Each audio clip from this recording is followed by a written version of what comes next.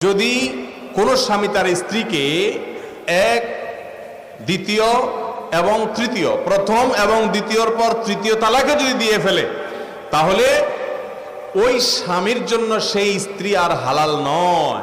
পৃথিবীর সমস্ত হুজুর একসাথ হয়ে যদি ওই স্বামীকে তওবা পড়ায়, তারপরও তার ওই স্ত্রীর জন্য তিনি হালাল হবেন না। এমনকি কাবা শরীফের ইমাম সাহেবকেও যদি আপনি নিয়ে আসেন আর তিনি আইসাও যদি তওবা পড়ায় দেন, তাতে কি হবে না, সংসার আর জোড়া লাগবে। আমি সবসময় বলার চেষ্টা করি, যারা বিবাহিত তারাও শুনে রাখেন, যারা অবিবাহিত তারাও শুনে রাখেন।